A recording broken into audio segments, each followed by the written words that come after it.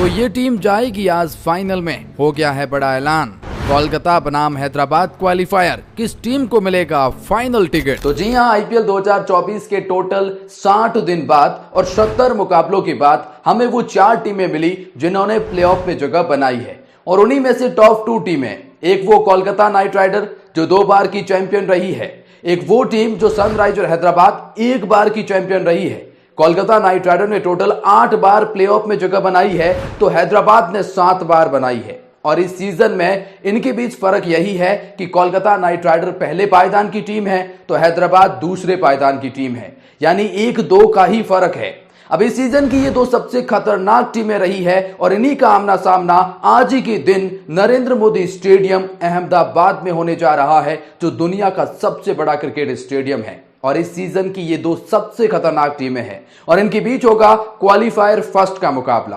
अब qualifier first की खासियत ये होती है कि अगर आप यहां जीत जाते हैं तो आप डायरेक्ट फाइनल में जाते हैं और ये मौका कोई भी टीम गंवाना नहीं चाहेगी। इसीलिए ये एक दूसरे को हराने के लिए एड़ी से चोटी का जोर लगाने वाली है। लेकिन खासियत यह भी है कि अगर आप यहां हार भी जाते हैं तो आपको क्वालिफायर 2 का मुकाबला खेलने का मौका मिलता है, तो उसमें तो कोई ज्यादा डाउट नहीं होगा। लेकिन जीतने का मौका गंवाना कौन चाहेगा? डायरेक्ट फाइनल में जाना कौन नहीं चाहेगा? इसीलिए यहां इन दोनों के बीच जंग होने वाली है। लेकिन इस जंग से कुछ तस्वीर साफ हो रही है कि किस टीम का पलड़ा भारी है, कौन सी टीम यहां बाजी मारने वाली है, इन दोनों के आपसी रिकॉर्ड क्या कहते हैं, इस मैदान पर क्या है और क्या है प्लेऑफ के इनके रिकॉर्ड। अब यहां से डायरेक्ट कौन सी टीम फाइनल में जगह बनाने वाली है, इसको लेकर हम आपको डाटा देने वाले हैं। लेकिन आगे बढ़ने से पहले आपकी वो फेवरेट टीम कौन सी है जिसे आज आप सपोर्ट कर रहे हैं और आप सीधे फाइनल में देखना चाहते हैं? अपनी टीम का नाम कमेंट बताएं, वीडियो को लाइक करके सपोर्ट दिखाएं, चैनल को सब्सक्राइब कर लें। और मेरी एक छोटी सी रिक्वेस्ट यही रहेगी कि वीडियो को पूरा देखिएगा जिससे आपको सारी बातें समझ में आ सके। देखिए, सबसे पहले तो मैं इस क्वालिफायर फर्स्ट के लिए जो बारिश की आशंका जताई जा रही है वो क्लियर कर देना चाहता हूं, क्योंकि देखिए नरेंद्र मोदी स्टेडियम में पिछले दोनों मुकाबले बारिश के भेंट चढ़े हैं और ये बात आप जानते हैं, जिसकी वजह से ही गुजरात टाइटंस को प्लेऑफ से बाहर होना पड़ा है।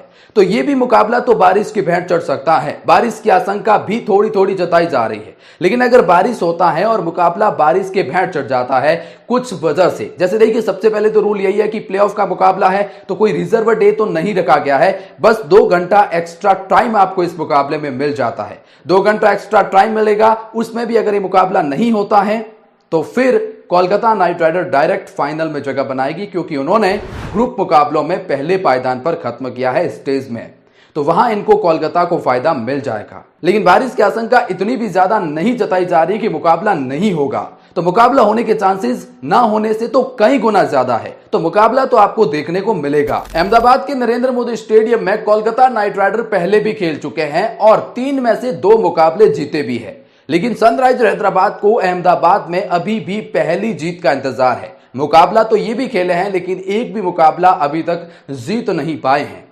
कोलकाता नाइट राइडर टोटल 8वीं बार प्लेऑफ में जगह बना रही हैं, तो 7वीं बार ये जगह सनराइजर हैदराबाद बना रही है। प्लेऑफ के अंदर कोलकाता नाइट राइडर की विनिंग रेट रही है 62%, तो वहीं हैदराबाद की रही है 46%, यानी यहां कोलकाता का पलड़ा प्लेऑफ में भारी नजर आता है। सबसे पहले बात करते हैं कोलकाता नाइट राइडर की। ये वो टीम है जिन्होंने इस सीजन में पहले पायदान पर इस लीग स्टेज को खत्म किया है। 14 में से 9 मुकाबले जीते, 18 पॉइंट तो वैसे ही हासिल हो गए। 2 मुकाबले नो रिजल्ट भी रहे थे, जिसकी वजह से टोटल 20 पॉइंट के साथ में ये इस सीजन की सबसे खतरनाक टीमों में से एक रही है। और फाइनल की राह इनके लिए कुछ ऐसी बनी हुई है। कोलकाता नाइट राइडर पहले हाफ सीजन में 7 में से 5 मुकाबले जीते थे और ज्यादातर मुकाबले अपने बैटिंग के दम पर ही जीते थे, क्योंकि गेंदबाजी वहां कारगर नहीं रही। राजस्थान रॉयल ने कोलकाता के अपने घरेलू मैदान पर ही 224 रन के लक्ष्य का पीछा कर लिया था। वो गेंदबाजी केकेआर की इतनी अच्छी नहीं थी। रॉयल चैलेंजर्स बेंगलुरु ने 222 के जवाब में 221 रन बना लिए थे और केवल 1 रन से वो मुकाबला हारे थे। और वो 262 रन का पहाड़ से लक्ष्य का पीछा पंजाब किंग्स ने 19वें ओवर में ही कर लिया था। तो ये तो दिखाता था कि वहां हाफ सीजन में इनकी बॉलिंग बहुत ही खराब रही। लेकिन उसके बाद इन्होंने अपनी बॉलिंग यूनिट में चेंजेस किए और फिर बनाया अपनी बॉलिंग को स्ट्रेंथ। हर्षित राणा, सुनील नारायण, वरुण चक्रवर्ती और वैभव अरोड़ा जैसे खतरनाक गेंदबाजों को एक ही प्लेइंग 11 में शामिल किया और जिसके बाद इनके आंकड़े बदल गए। और दूसरे हाफ सीजन में केकेआर के खिलाफ 150 से भी ज्यादा का स्कोर 4 मैचों में तो कोई भी टीम नहीं कर सकी। मुंबई जैसी खतरनाक टीम को इन्होंने 2 बार 150 से भी कम में रोका, क्योंकि केकेआर अपनी बॉलिंग को अपनी स्ट्रेंथ बना रहा है। इनकी स्ट्रेंथ है कि इनकी गेंदबाजी में 5 गेंदबाजों ने 12 से भी ज्यादा विकेट लिए हैं और इन्होंने 6 बार इस सीजन में 200 से ज्यादा का टारगेट दिया है या 200 से ज्यादा बनाए हैं। और इस सीजन सुनील नारायण और शॉल्टी इनकी सबसे बड़ी स्ट्रेंथ रहे हैं, खासतौर पर सुनील नारायण जिस तरह से विस्फोटक शुरुआत करते हैं तो मिडिल ऑर्डर को भी वो मौका मिल जाता है। लेकिन सबसे बड़ी दिक्कत यही है ना कि अब आपके पास वो सॉल्ट नहीं है, क्योंकि वो चले गए हैं वापस और फिर यहां पर आपके लिए दिक्कतें बढ़ गई है। केकेआर के लिए लीग स्टेज में 3 बार Sunil Narine man of the match रहे हैं, 2 बार वरुण चक्रवर्ती और आंद्रे रसल्स रहे हैं और इन तीनों खिलाड़ियों के दम पर ही इन्होंने लीग स्टेज में अपने टीम का दबदबा बनाया था। आंद्रे रसल्स और सुनील नारायण के ऊपर बहुत कुछ डिपेंड रहेगा इस मुकाबले में। तो गेंदबाजी यूनिट में वरुण चक्रवर्ती के ऊपर हर्षित राणा और वैभव अरोड़ा का भी सुनील नारायण को साथ मिल रहा है। तो ये जो 3 बड़े खिलाड़ी होंगे इस मैच को डिसाइड करेंगे। कोलकाता नाइट राइडर के प्लेऑफ के रिकॉर्ड क्या कहते हैं? दरअसल 8वीं बार प्लेऑफ में जगह बनाई है। टोटल 13 मुकाबले प्लेऑफ में खेले हैं, उसमें से 8 मुकाबलों में जीत तो केवल 3 मुकाबलों में हार मिली है। मतलब समझ रहे हो, प्लेऑफ में इनकी विनिंग प्रतिशत बहुत अच्छी है। और यकीन मानिए 2012 में इन्होंने क्वालिफायर फर्स्ट में क्वालिफाई किया था, 2014 में क्वालिफायर फर्स्ट में क्वालिफाई किया था और दोनों बार इस टीम ने ट्रॉफी उठाई थी। जो क्वालिफायर फर्स्ट इनके लिए लकी है, इस बार भी तो कुछ वैसा ही लग रहा है। अब बात करते हैं सनराइजर हैदराबाद की, जिन्होंने 7वीं बार प्लेऑफ में जगह बनाई है। इस सीजन इन्होंने टोटल 14 में से 8 मुकाबले जीते हैं और 17 पॉइंट के साथ में ये नेट रन रेट की वजह से राजस्थान को पछाड़कर क्वालिफायर फर्स्ट खेलने के लिए हाजिर हुए हैं। अंतिम मुकाबले में 215 रन का विशाल लक्ष्य का पीछा कर ये कहीं न कहीं पंजाब को हराकर खुद को क्वालिफायर फर्स्ट के लिए प्रस्तुत करते हैं। सनराइजर हैदराबाद अपने हाफ सीजन में 7 में से 5 मुकाबले जीतते हैं, जिसमें 4 मुकाबले पहले बल्लेबाजी करते हुए जीतते हैं। 4 ही मुकाबलों में वो 200 से ज्यादा का विशाल लक्ष्य भी बनाते हैं। लेकिन 25 अप्रैल के बाद सब कुछ बदल गया। दरअसल रॉयल चैलेंजर्स बेंगलुरु के खिलाफ अपने घर पर ही वो 200 का टारगेट का पीछा नहीं कर पाते हैं और उसके बाद उनके ऊपर सवाल होता है कि ये रनों के लक्ष्य का पीछा नहीं कर पाते हैं। ये टीम की स्ट्रेंथ बन गई है, पहले बैटिंग करो और मैच को जीतो। अब पैट कमिंस ऐसे ही अच्छे कप्तान नहीं कहा जाते। इन्हें पता चला कि हमारी टीम रनों का पीछा नहीं कर पा रही है, उसके बाद इसको भी अपने आप में बदलाव किया। लखनऊ सुपर जायंट्स के खिलाफ 166 रन के लक्ष्य का पीछा महज 10 ओवर में करते हैं और आईपीएल इतिहास का सबसे बड़ा वो रन चेज बनाते हैं। उसके बाद 215 रन के लक्ष्य का पीछा पंजाब किंग्स के खिलाफ भी करते हैं और अपने वो वीकनेस को स्ट्रेंथ बना रहे हैं। अब इस टीम की सबसे बड़ी स्ट्रेंथ है इनकी ओपनिंग जोड़ी। ये 8 मुकाबले जो ग्रुप में जीते थे उनमें से 6 बार तो इन दोनों ने ही मैन ऑफ द मैच उठाया था। ट्रेविस हेड और अभिषेक शर्मा 3-3 बार मैन ऑफ द मैच रहे हैं। तो मतलब साफ है इनके ऊपर हैदराबाद पूरी तरह से डिपेंड है। ये वो खिलाड़ी हैं जो पावर प्ले में और ओपनिंग में ही विपक्षी गेंदबाजों पर धावा बोल देते हैं।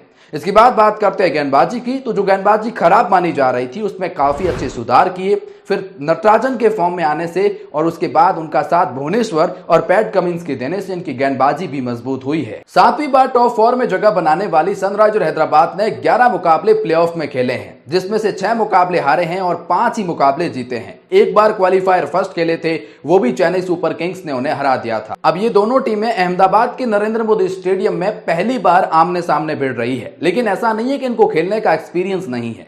3 मुकाबले यहां पर खेल चुके हैं कोलकाता नाइट राइडर और उसमें से 2 मुकाबले यहां पर जीते हैं, जबकि 2 मुकाबले खेले हैं सनराइजर हैदराबाद ने और उन्हें अभी भी पहली जीत का इंतजार नरेंद्र मोदी स्टेडियम पर बना हुआ है। मतलब यहां कोलकाता नाइट राइडर का पलड़ा भारी नजर आता है। और इन दोनों के लीग स्टेज के मुकाबले का रिकॉर्ड भी जानेंगे तो आपको कोलकाता का ही पलड़ा भारी नजर आता है। इन दोनों टीमों के बीच में आईपीएल में मुकाबले हुए हैं टोटल 26, जिसमें से 17 मुकाबले कोलकाता नाइट राइडर जीतते हैं और केवल 9 मुकाबले जीत पाते हैं सनराइजर हैदराबाद।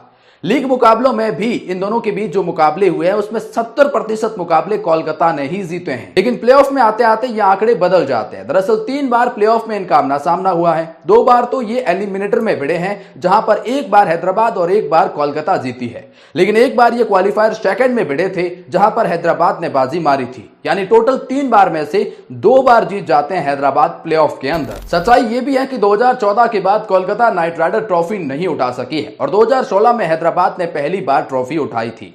अब कोलकाता नाइट राइडर के लिए प्लेइंग 11 में भी बदलाव है, क्योंकि वो सॉल्ट जो है वो नहीं खेल रहे हैं और हैदराबाद लगातार खेल के अच्छे रनों के लक्ष्य का पीछा करके आ रही हैं, जबकि कोलकाता नाइट राइडर के पिछले 2 मुकाबले नो रिजल्ट में चले गए और जिसकी वजह से उन्हें खेलने का ज्यादा मौका नहीं मिला है। तो ये जो आराम है उनके ऊपर भारी पड़ेगा या फिर उनके लिए स्ट्रेंथ बनेगा, ये तो देखने वाली बात होगी। लेकिन कुल मिलाकर इन दोनों में एनालिसिस किया जाए तो कुछ ज्यादा फर्क है नहीं, लेकिन फिर भी अगर कहा जाए तो 51% है कोलकाता के, तो 49 है हैदराबाद के। थोड़ी सा पलड़ा यहां पर कोलकाता का भारी नजर आता है, क्योंकि ये ज्यादा बैलेंस टीम नजर आती है। हैदराबाद को देखोगे तो रनों का पीछा करते हुए थोड़ा फंस जाते हैं और अगर टॉप 2 नहीं चले तो फिर वहां दिक्कतें बढ़ जाती है। लेकिन कोलकाता के लिए ऐसा नहीं है, इनके पास ऑलराउंडर्स काफी अच्छे हैं जो मैच को पलट सकते हैं। लेकिन खैर, इन सब के बीच में आपकी फेवरेट टीम कौन सी है, जैसे आप इस आईपीएल सीजन और इस मुकाबले में सपोर्ट कर रही हैं, कमेंट में जरूर बताइएगा। बाकी फिलहाल इस वीडियो में इतना ही।